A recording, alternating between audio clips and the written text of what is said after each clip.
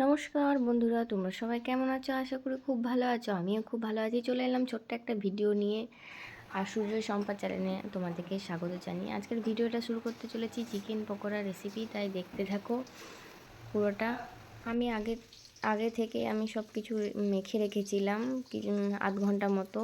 যেমন মাংসটাতে দিয়েছিলাম রোল ময়দা, তারপর দিয়েছিলাম কর্নফ্লাওয়ার, আদা রসুন পেস্ট, তার সাথে কাঁচা লঙ্কার পেস্ট, সবকে ভালো করে মেখে একটু সয়া সস ডিম ফেটিয়ে ভালো করে মেখে আধ ঘন্টার মতো রেখেছিলাম। তারপরে এদিকে কড়াইয়ে দিয়ে দিলাম, এখানে কেটে রেখেছি আদা রসুন, এখানে কড়াইয়েও দিয়ে দিলাম আদা রসুন কুচানোটা, তারপর ক্যাপসিকাম, তারপর পেঁয়াজ সব দিয়ে ভালো করে ভেজে নেব।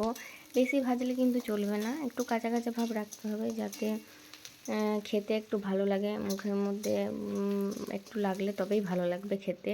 তারপর এখানে সসটা রেডি করে রেখেছিলাম, সয়া সস, টমেটো সস, একটু চিনি লবণ সব ভালো করে দিয়ে কাঁচা লঙ্কাগুলোকে ফেটিয়ে ভালো করে নাড়চাড় করে কিছুক্ষণ সসটা একটু ভালো করে ঘেঁটে নিলাম। তারপর পকোড়াগুলোকে দিয়ে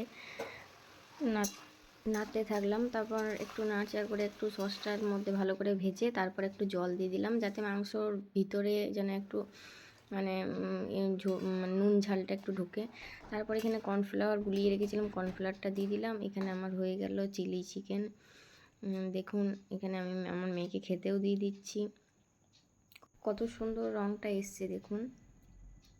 এই ভিডিওটা এই পর্যন্ত, দেখা হবে নেক্সট ভিডিও।